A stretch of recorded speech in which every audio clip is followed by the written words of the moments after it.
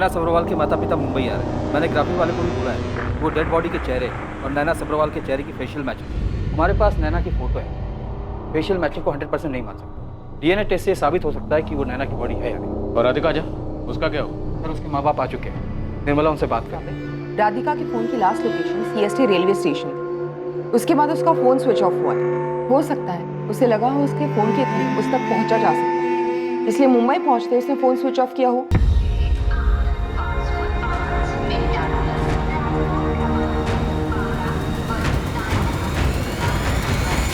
हमने कभी उसे ऐसे कपड़े पहने हुए नहीं देखा।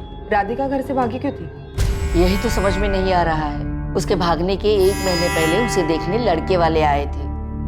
उसने खुद राजी खुशी शादी के लिए हाँ कही थी। उस दिन वो कितनी खुश लग रही थी, फिर पता नहीं घर छोड़कर क्यों भागी। मैंने पता किया हर जगह, सब पटना में हमारे घर के बाजू में जो दुकान थी वहाँ वो काम करती थी। वो अभी किसी को कुछ नहीं बताई, बस चुपचाप अपना सामान लेके निकल गई। पुलिस वाले बोल रहे थे शायद वो मुंबई गई होगी। फिर अचानक एक दिन ये मुझे फोन लाकर दिखाने लगी और कहने लगी देखिए ये शायद अपनी राधिका है। आपको नहीं लगता ये राधिका है? हमें नहीं पता वो घर से क्यों भागी होगी, और ना ही हम ये जानते हैं कि उसे कौन और क्यों मारेगा। यह संजय, हमने बॉडी के अंश को प्रिजर्व करके रखा हुआ है। हम राधिका और नैना दोनों के माँ बाप के डीएनए टेस्ट एक साथ कर सकते हैं। डॉक्टर मात्रे, राधिका के माँ बाप मुंबई आ चुके हैं। आप डीएनए सैंपल्स ले सकते हैं। कल तक नैना के माँ बाप भी आ जाए। हम माँ बाप की बॉडी पहचान करने पर पूरी तरह भरोसा नहीं कर सकते, इसलिए डीएनए टेस्ट करवाकर रिपोर्ट जल्द से जल्द मंगवानी होगी ताकि हम अपनी जांच आगे बढ़ा सकें।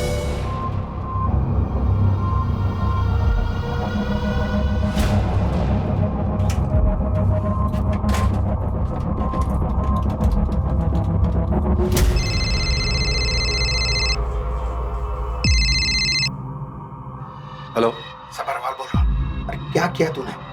फंसवा दिया हमें। तुझे पता है वो लोग मेरा और मेरी बीवी का डीएनए मैच करवाने वाले हैं उस डेड बॉडी से। ऐसे में तो हम... राजन जी बेफिक्र रहिए, कुछ नहीं होगा आपको। तूने कहा था कि काम पूरा हो गया और पैसे भी हमसे पूरे ले लिए। हाँ तो काम पूरा किया है ना। मैंने पहले भी कहा था जब आपने बोला था कि वो बॉडी नैना से मिलती जुलती है।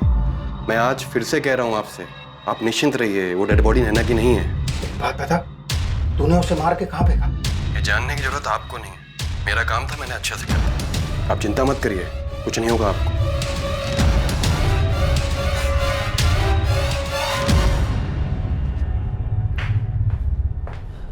शीला जी, पहले आप आ जाइए।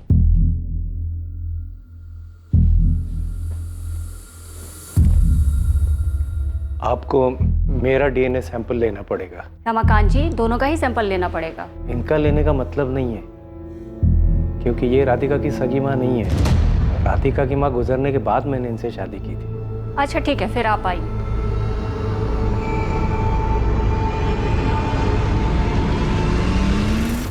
शब्बीर, ये फोटो देख ले, बाकी डिटेल मैं तेरे को तेरे मोबाइल में भेज रहा हूँ। लड़की का नाम राधिका झा है, इसका लास्ट लोकेशन वीटी है। बोले तो अब आगे किधर भी जा सकता है, समझा ना? तो अपने लड़के लोगों को ना वीटी से बैंड्रा तक पूरा काम पे लगा। उस्मान, तू भी देख ले, ये नैना सब्रवाल है और आशीष मिश्रा, दोनों का लास्ट लोकेशन गोरेगांव है। गोरेगांव? तब तो भाऊ ये लेडीज होगी जिसका बॉडी पुलिस को मिला है। वो डीएनए से कंफर्म होगा उस्मान। अभी तो तू वो कर जो अपन लोग हमेशा करते हैं। लोग पक्का ना किसी सस्ता लॉज में छुपा होगा जिधर सीसीटीवी वीसीटीवी नहीं होगा। चल लग जा अभी काम पे। ठीक है बाबू। सर, नैना और आशीष के फ़ोन रिकॉर्ड के मुताबिक उन्होंने मुंबई में किसी से कांटेक्ट नहीं किया और उन दोनों के फ़ोन यही मुंबई में स्विच ऑफ हो सकता है दोनों ने जानबूझकर ऐसा किया। दोनों घर से भागकर मुंबई आए थे, इसलिए अपने फ़ोन बंद किए होंगे और जो भी फ़ोन करना होगा वो पीसीओ या एसटीडी से किया होगा, क्योंकि दोनों इतना तो जानते थे कि नैना के फादर दोनों को ढूंढने की कोशिश जरूर करेंगे। हो सकता है सर। चंडीगढ़ पुलिस को भी नैना के पिता पर शक है। राधिका के केस में भी एक इंटरेस्टिंग डेवलपमेंट। राधिका की माँ शीला उसकी असली माँ नहीं है, सौतेली माँ। राधिका पहले खुशी खुशी शादी के लिए हाँ करती, उसके बाद भागकर मुंबई चली जाती और बैकग्राउंड में कोई लव एंगल, प्यार मोहब्बत कुछ भी नहीं मिलता। इसलिए मैंने पटना पुलिस से कहकर उसके फैमिली मेंबर और जिस लड़के से उसकी शादी तय की है नितिन, उन दोनों की छानबीन करने बोला। मैं उनके ही अपडेट का वेट कर रही हूँ। Excuse me sir, Patna police का ही फोन। नमस्ते सर। निर्मला, आपका शक बिल्कुल सही था, गड़बड़ सौतेली माँ की तरफ से।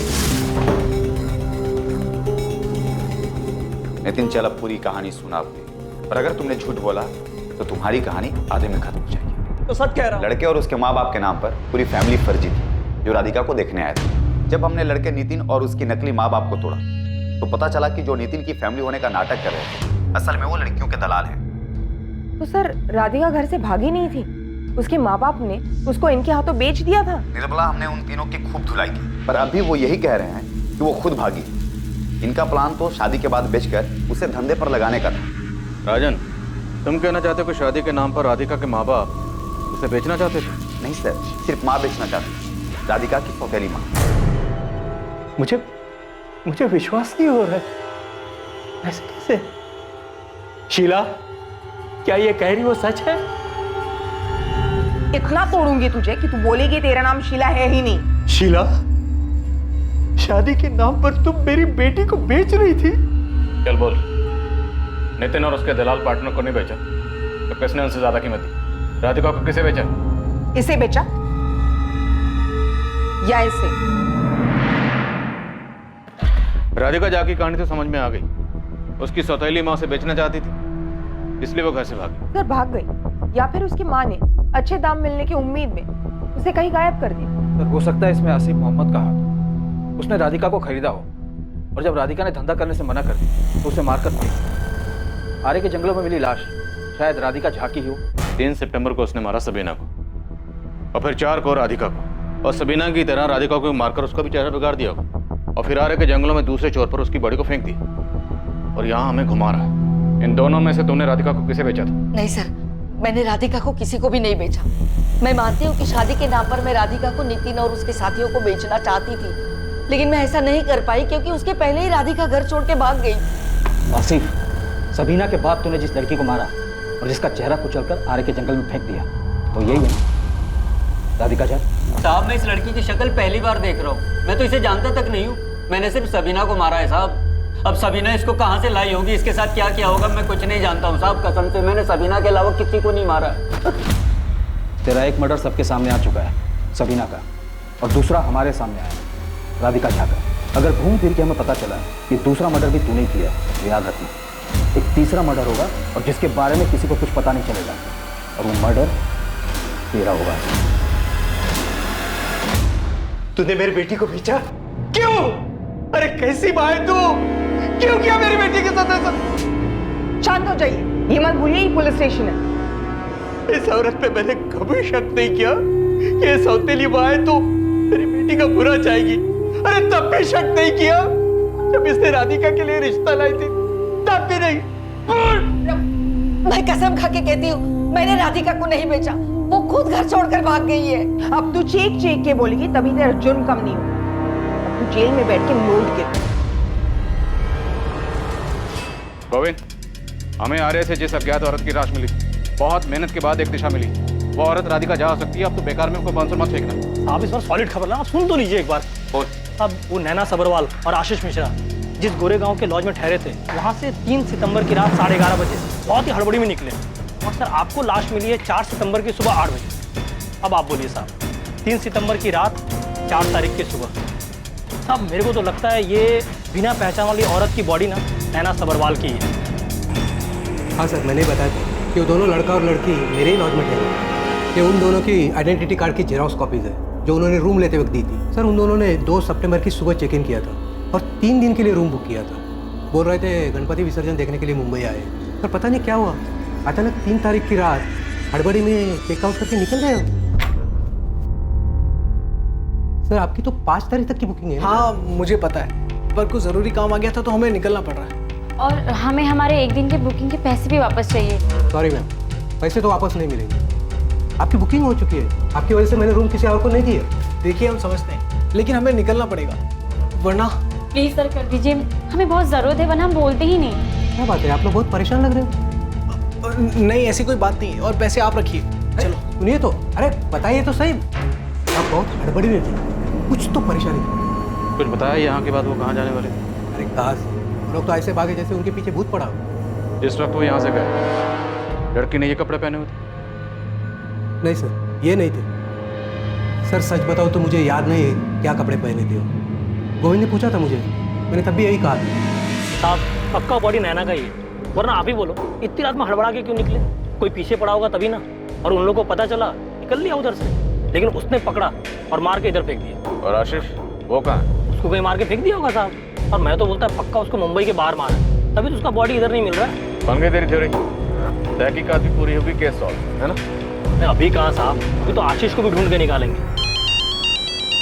हाँ कुलकर्णी, अब ये मत बोलना कि नैना और राधिका के अलावा कोई और भी मिसिंग निकला है। नहीं सर, और कोई नाम सामने नहीं आया है, लेकिन सर वो राकेश अग्रवाल, लखनऊ वाला, वो हमारे पुलिस स्टेशन आया हुआ है। राकेश अग्रवाल, वो जेपसिन वॉच वाला रॉन्ग नंबर, वो आया है? हाँ वही सर, खुद सामने से चलकर पुलिस स्टेशन आया है। और सर उसके साथ एक लड़की है जो उसकी बीवी प्रिया अग्रवाल नहीं है, जिसे हमने वीडियो कॉल में देखा था राकेश के साथ। तुम कह रहे हो कि राकेश अग्रवाल आया और उसके साथ जो लड़की है प्रिया अग्रवाल, वो उसकी बीवी नहीं है, तो फिर कौन है?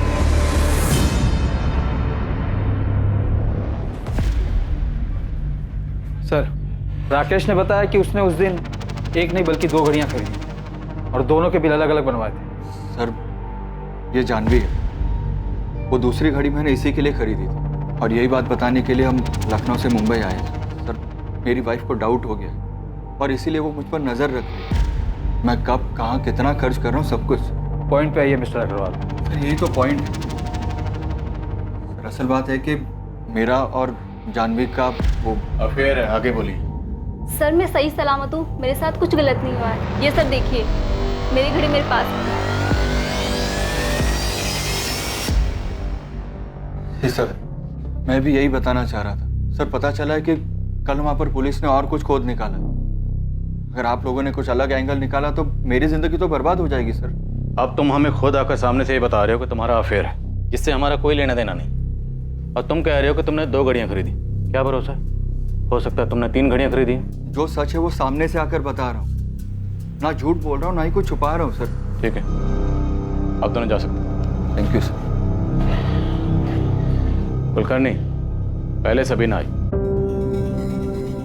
अब केस राधिका और नैना के बीच में अटक रहा है।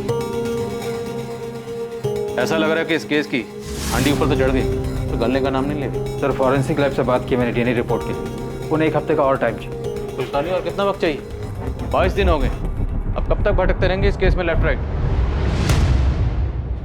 सर आपका फोन स्विच ऑफ है क्या? अरे बैटरी खत्म हो गई। क्या हुआ? सर लैंडलाइन पे आपके लिए 2 बार कॉल आ चुका है। सैराबाद से किसी कांस्टेबल चंद्रचूड़ मोडक आपसे बात करना चाहता है। सर उसने बताया कि वो आपको सैराबाद के किसी केस की वजह से जानता है। सैराबाद, चंद्रचूड़ मोडक। नमस्ते सर, कैसे हैं आप? सर याद आया मैं कौन हूँ? 8 महीने पहले आप सैराबाद आए थे, तब मैंने आपको। हाँ चंद्रचूड़, याद हो, अच्छी तरह से याद हो। अच्छा, निर्मला बता रही थी कि तुम हमारे केस के बारे में कुछ जानते हो।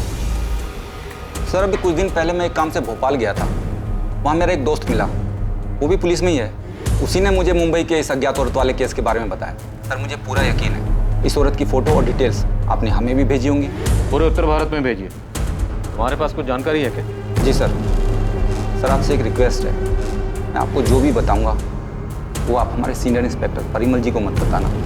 हाँ ठीक है, नहीं बताऊँ, बेफिक्र हो। सर यहाँ सैराबाद में एक लड़का है अनुराग शर्मा, वो बेचारा पिछले 3 हफ्तों से रोज यहाँ परिमल साहब के चक्कर काट रहा है। वो शायद पहली बार यहाँ 5 सितंबर को आया था अपनी बीवी ज्योति शर्मा की मिसिंग कंप्लेन लिखवाने। सर मैं अंदर आ सकता हूँ? आइए। सर मेरी वाइफ ज्योति, कुछ पता चला उसका? ज्योति? ज्योति सर, ज्योति शर्मा। आज 7 तारीख है सर, 3 दिन हो गए अब तक लौटी नहीं मुंबई से।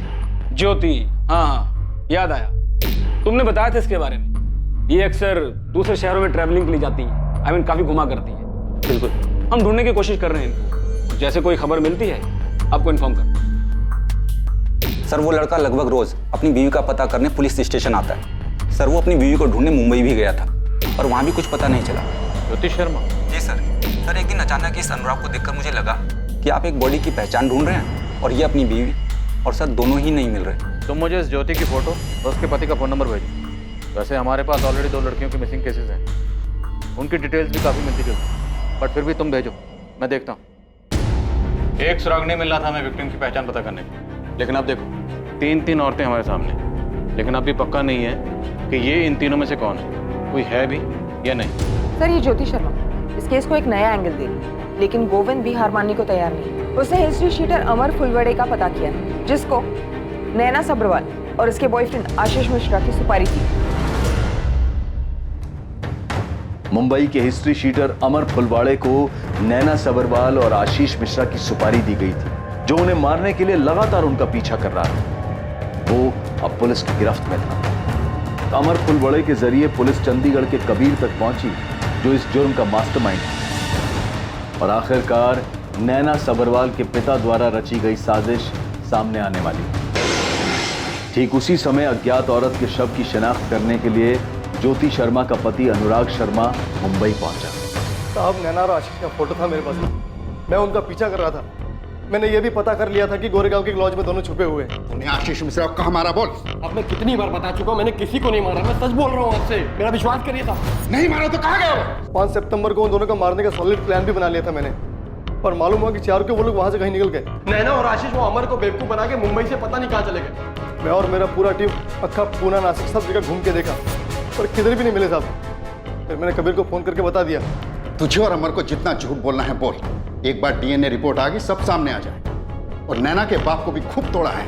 उसने कबूल कर लिया है उसने तुझे पूरे पैसे, जब तूने उसे बताया कि तूने नैना को मार दिया है। मैंने आपसे झूठ नहीं बोला, नैना के बाप से झूठ बोला, क्योंकि वो लोग मुझे मिल ही नहीं रहे थे कहीं।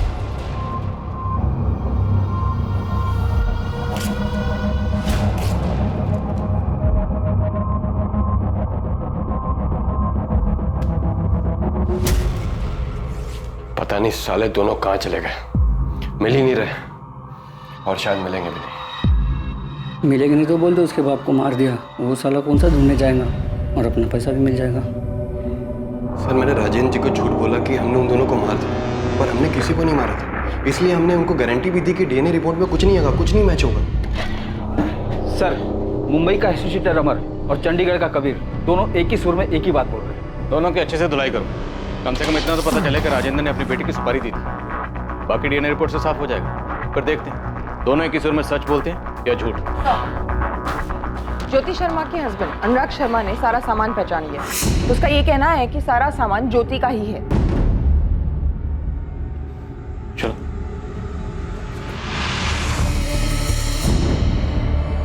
सर, ये ज्योति ही है। ये कपड़े, ये सैंडल ज्योति का है। ये घड़ी, ये अंगूठी, ये सब ज्योति का ही है सर।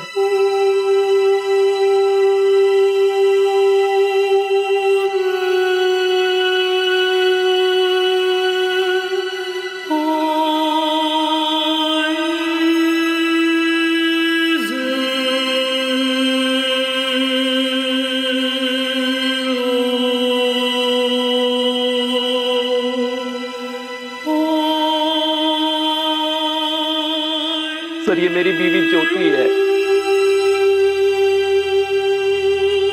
अनुराग, आज 25 दिन हो, पूरे 25 दिन। इन 25 दिनों में आपको एक बार भी ऐसा नहीं लगा कि आपको अपनी पत्नी को यहाँ पे ढूंढना चाहिए था? ढूंढना चाहिए था सर। पिछले 25 दिनों से मैं हर रोज इंस्पेक्टर परिमल के पास जा रहा हूँ। मुंबई भी आया मैं, उस कंपनी में भी गया जहाँ ज्योति ने 3 सितंबर को आखिरी मीटिंग की थी। यहाँ तक कि बोरीवली के उस होटल में भी गया जहाँ पे ज्योति रुकी थी, और 4 सितंबर की सुबह चेकआउट करके वो एयरपोर्ट के लिए निकली है। ये सारी डिटेल्स मैंने खुद निकाली है सर, इंस्पेक्टर परिमल को हाथ में दिए। उससे रिक्वेस्ट किया, सर प्लीज कुछ कीजिए, पर वो बस कहते रहे हम ढूंढ रहे हैं, हम ढूंढ रहे हैं। ये ढूंढ रहे थे वो, और अब उल्टा मुझे कह रहे कि मैं ज्योति की परवाह नहीं करता, मैं उसे नहीं ढूंढ रहा था। अच्छा, ये मेरी गलती है क्या कि अनुराग मुंबई गया, वहां पे इतना सब कुछ पता किया, पर किसी पुलिस स्टेशन में नहीं गया? इंस्पेक्टर संजय, मैं जूनियर नहीं हूं, आपका और मेरा ओहदा सेम है, तो जरा अपना लहजा संभाल के बात कीजिए। जरूर संभाल के करना। अगर आपने अपनी ड्यूटी संभल के की होती, अगर आपने जरा सी मेहनत की होती ना, तो ज्योति के फोन रिकॉर्ड से आपको सारी डिटेल मिल जाती। हाँ, तो अब तो आपको डिटेल्स मिल गई होंगी या अब भी नहीं मिली? 24 दिन इंस्पेक्टर परिमल, 24 दिन एक औरत की लाश बिना पहचान के सड़ती रही। अगर आपने अपना काम ठीक से किया होता तो 24 दिन नहीं लगते। एटलीस्ट एक पति अपनी पत्नी का क्रियाक्रम तो ठीक से कर पाता। लड़की मुंबई में गायब हुई थी, मैंने उसके पति को 1000 बार समझाया ये केस मुंबई में उस एरिया की पुलिस के पास जाएगा जहां से लड़की गायब हुई है। एरिया मुंबई के किसी भी पुलिस स्टेशन का होता। बॉडी के ऊपर जो सामान मिला था अनुराग ने देखते ही पहचान लिया ये ज्योति का है। ये पहचान 24 दिन पहले भी हो सकती है। अरे अजीब बात कर रहे हैं आप। मुझे क्या सपना आएगा कि उसका मर्डर हुआ है? किसी के साथ भाग भी तो सकती है उसे छोड़कर। लापरवाही, सिर्फ लापरवाही। अनुराग जी, मैं ज़्यादा कुछ तो नहीं कह सकता, but I am really very sorry. अब हमारे पास ज्योति की डिटेल्स हैं, ज्योति के साथ इंसाफ होगा। यस सर, ये लेडी हमारे होटल में ठहरी थी। इनके पति भी इनके बारे में पता करने आए थे, लेकिन सर ये 4 सितंबर की सुबह यहाँ से चेकआउट कर गई। आइए मैं आपको दिखाऊं। ये देखिए रजिस्टर, 2 सितंबर दोपहर 2 बजे चेक इन किया था और 2 दिन के रूम बुक किया। मिस्टर ऋषि, मुझे आपके होटल के 2 सितंबर से लेकर 4 सितंबर तक के सारे सीसीटीवी फुटेज चाहिए।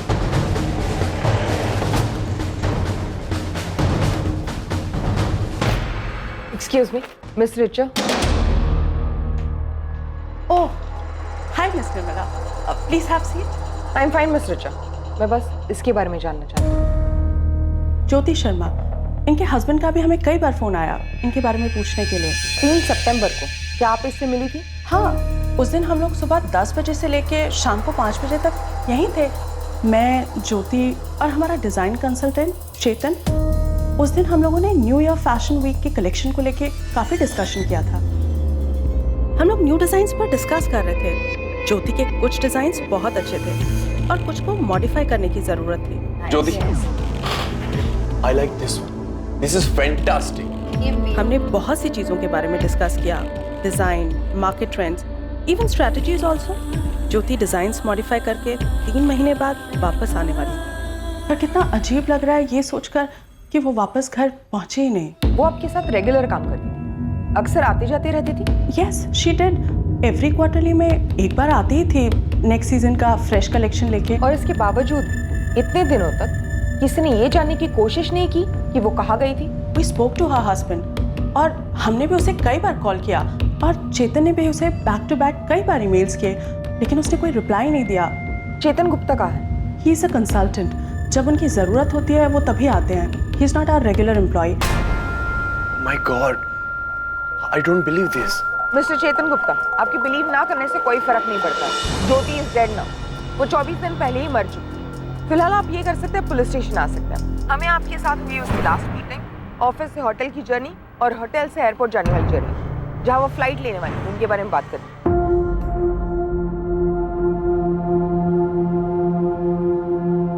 ज्योति, तुम्हारा विंटर कलेक्शन बहुत अच्छा है। I really like your designs. Thanks यार, बट अब बहुत काम बचा है। So, तुम कल जा रही हो या फिर कोई और क्लाइंट मीटिंग लाइन अप है? अब बस घर जाना है।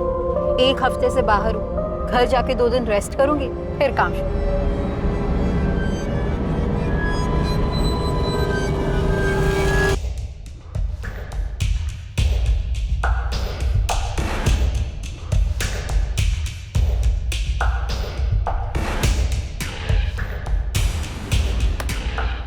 सर 2 दिन में होटल में उससे कोई मिलने नहीं आया।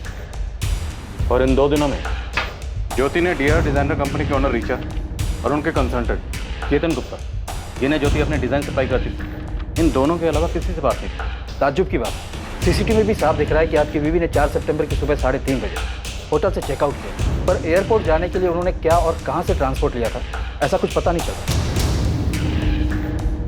ये देखिए, ज्योति ने बिल का पेमेंट पहले ही कर दिया और वो सिर्फ रूम की चाबी दे रही है।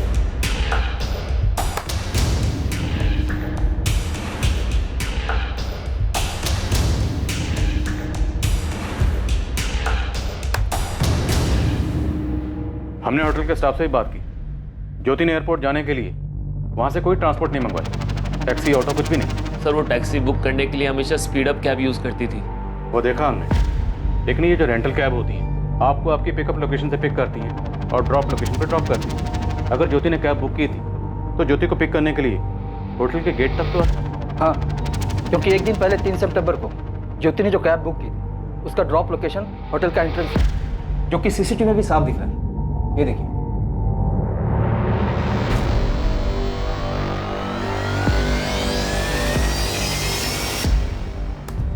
आप कह रहे हैं कि ज्योति हमेशा स्पीड अप कैब से कैब बुक करती थी, तो शायद उसका बिल भी स्पीड अप कैब मनी से देती होगी, कैश नहीं देती होगी। और अगर एयरपोर्ट जाने के लिए कोई कैब बुक की होगी, कैश नहीं दिया होगा। लेकिन 4 सितंबर को ज्योति ने कोई कैब बुक की नहीं, वो होटल से पैदल ही बाहर निकल गई। शायद कोई एयरपोर्ट ड्रॉप करने वाला। ज्योति ने आपको कुछ बताया था इस बारे में? नहीं सर, ऐसा तो कुछ नहीं बताया उसने। 3 तारीख की रात को जब बात हुई थी तो बस ना कहा कि 4 की सुबह 6:25 की फ्लाइट है सहराबाद के लिए, बस।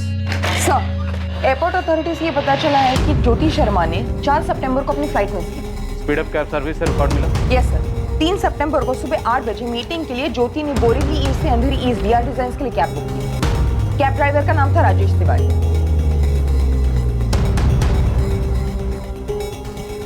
3 सितंबर की शाम को ही 5:25 पर ज्योति ने कैब बुक की थी अंधेरी ईस्ट से बोरीवली ईस्ट अपने होटल के लिए। कैब ड्राइवर का नाम था अजय देशपांडे।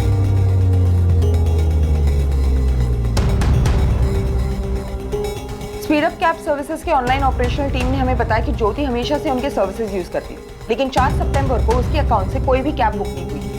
मतलब पक्का उसे कोई एयरपोर्ट पर ड्रॉप करना होगा। अनुराग, मैं आपसे सीधा पूछता हूँ, क्या आपको कभी भी ऐसा लगा कि आपकी बीवी ज्योति का कहीं कोई अफेयर चल रहा था? सर पॉसिबल ही नहीं, ऐसा कुछ नहीं था। चेतन गुप्ता, इसे तो जानती हो आप। आपकी बीवी 3 सितंबर को होटल लौटते वक्त उसे उसके घर गोरेगांव में ड्रॉप करके गई, ये पता था आपको?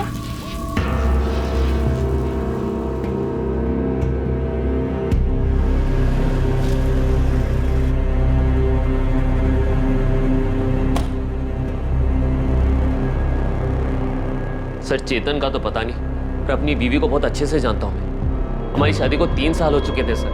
हमारी लव मैरिज हुई थी, हम एक दूसरे से बहुत प्यार करते थे, हम खुश थे एक दूसरे के साथ, लॉयल थे, ना कि सर। राग, उस रात होटल में जिस सिक्योरिटी गार्ड की ड्यूटी थी उससे भी बात की हम। उसका भी यही कहना था कि वो किसी जानने वाले के साथ ही गई थी। सर मैंने उन मैडम को जाते हुए देखा था। मैंने उनसे पूछा भी कि मैं उनके लिए कोई ऑटो या टैक्सी बुलाऊं। अरे मैडम, आपके लिए मैं कोई ऑटो या टैक्सी बुला दूं? जी नहीं थैंक यू, मैंने किसी को बुला लिया। सर वो इधर से मेन रोड की तरफ गई थी, लेकिन सर मुझे नहीं मालूम कि उनको लेने कौन आया था और वो किसके साथ यहाँ से। ज्योति के फोन रिकॉर्ड के मुताबिक उसने कोई कैब बुक भी नहीं की। सर मेरी ज्योति उन लोगों में से है ही नहीं जो किसी के साथ भी चली जाए। और चेतन से तो मैंने खुद इतनी दफा बात की है ज्योति के गायब होने के बाद। उसका हर बार यही कहना था कि ज्योति से आखिरी बार वो 3 सितंबर को ही मिला है। हाँ सर, मैंने उसे आखिरी बार 3 सितंबर को ही देखा था। तो उस दिन आपने ज्योति से लिफ्ट क्यों ली?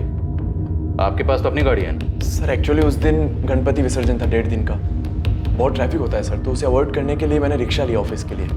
तो सुबह जाते वक्त आपने ज्योति से लिफ्ट नहीं ली? नहीं सर, मैंने बस वापस आते हुए लिफ्ट ली थी उससे।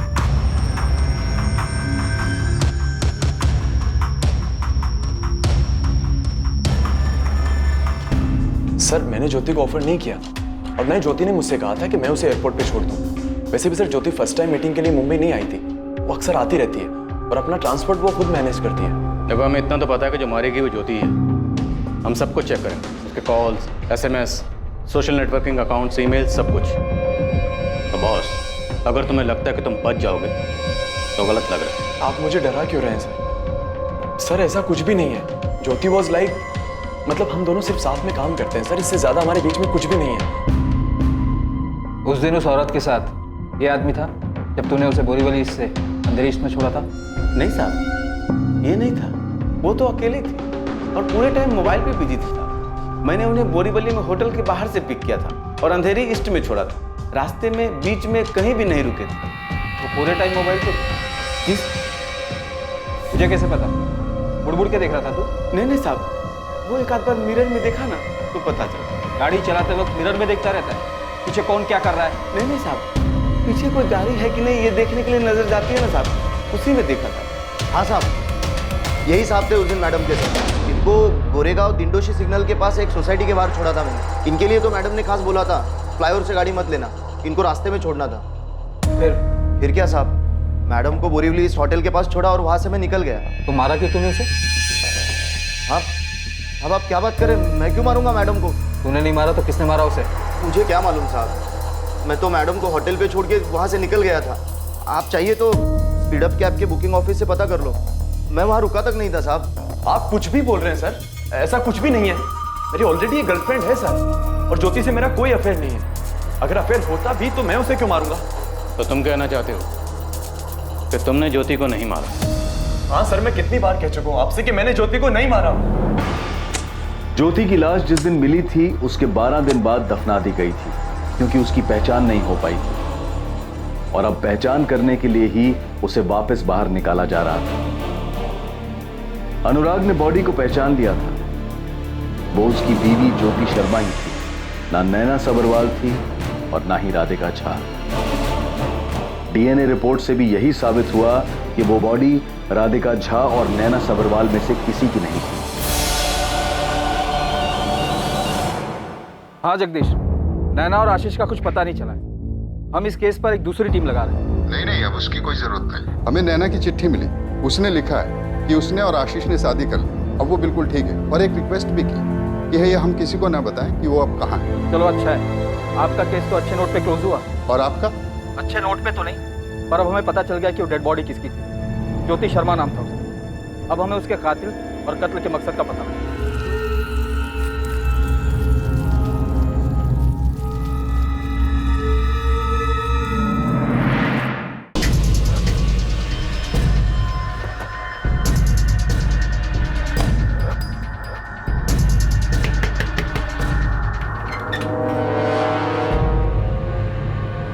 साहब आप यहाँ? तेरे स्पीड अप कैब से पता किया हमने। उन्होंने बताया कि 4 सितंबर की दोपहर 3 बजे तक तूने कोई बुकिंग नहीं ली थी। हाँ साहब, नहीं लिया होगा। वो तबीयत ठीक नहीं रहती तो नहीं लेता बुकिंग साहब। उस दिन तबीयत खराब थी तेरी? हाँ साहब। तो फिर तू पूरे दिन घर पे ही रहा होगा? हाँ साहब, क्यों पूछ रहे? तो फिर सुबह 9:30 बजे चिन्मय पाटिल के गैराज पे तेरी गाड़ी खुद ब खुद चली गई थी धुलने के लिए।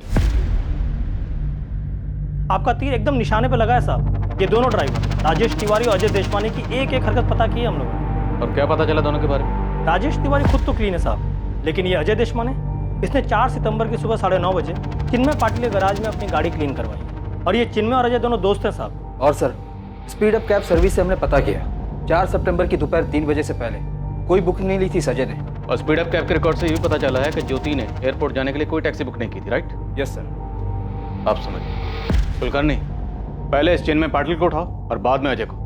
अब ये केस सॉल्व हो जाएगा।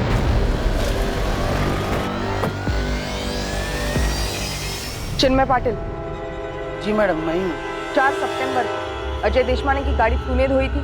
हाँ मैडम, वो हमेशा गाड़ी धुलवाने के लिए मेरे पास ही आता है। दोस्त है वो मेरा। आज तेरी धुलाई की बारी, चल।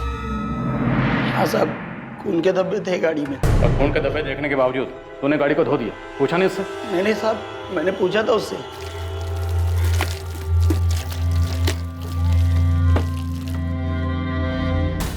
अबे, तेरी गाड़ी की बैक सीट पे खून का है?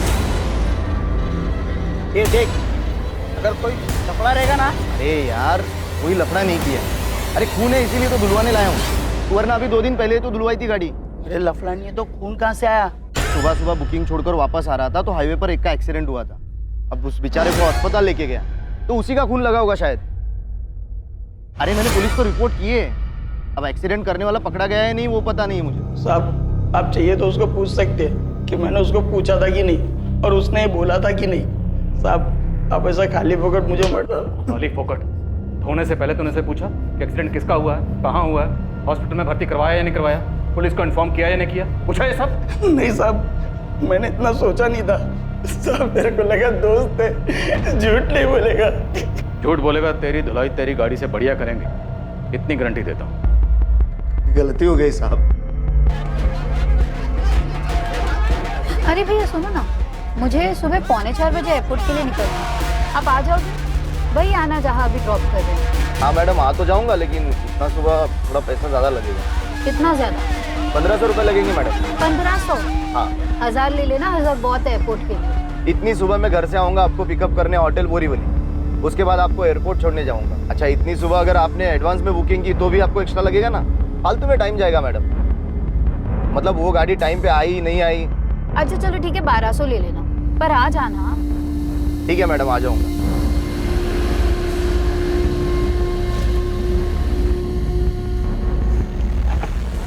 मैडम, आप कल सुबह थोड़ा चल के आ जाएंगी वो नाके तक? क्या है ना, सुबह अगर कोई गाड़ी लेके आया होटल में तो ना वो निकल पाएगा ना मुझे निकलने देगा, फालतू में टाइम खराब होगा और चेकिंग वेकिंग में भी टाइम जाएगा ना।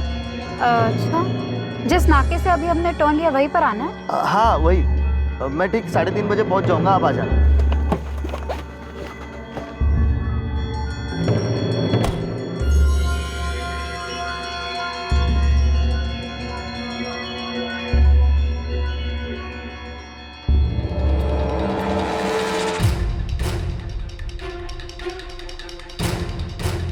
और मैडम,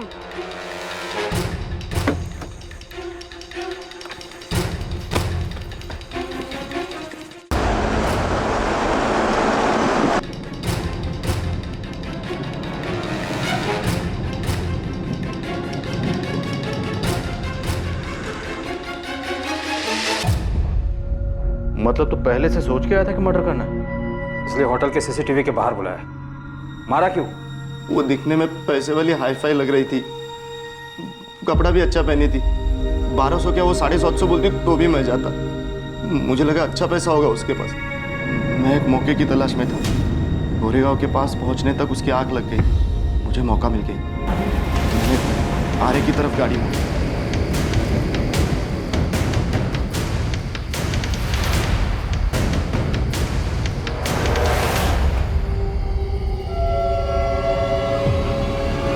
बचाओ!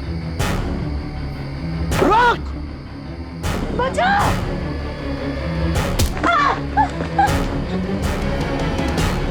तुम्हें जो चाहिए ले लो, प्लीज मत मारो। पैसे कितने मिले?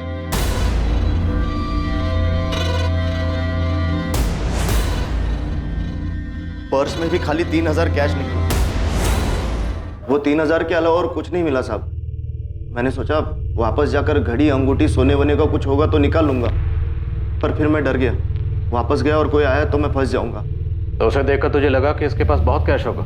हाँ साहब, गाड़ी में वो साहब और मैडम डिजाइन की कुछ 25-50 लाख की बात कर रहे थे। मुझे लगा 40-50 हजार तो होगा ही इनके पास। ज्योति के अलावा और कितने लोगों को मारा तूने? और कितने लोगों को लूटा? नहीं साहब, और किसी को नहीं लूटा, और किसी को नहीं मारा मैंने। वो तो मैंने सोचा था इनको बेहोश करके लूट लूंगा और छोड़ दूंगा, पर वो मैडम जाग गई और गाड़ी में चाकू फ्रूट काटने के लिए रखता है? साहब वो तो मैंने अपने लिए रखा था कि रात में कोई मुझे ना लूट ले।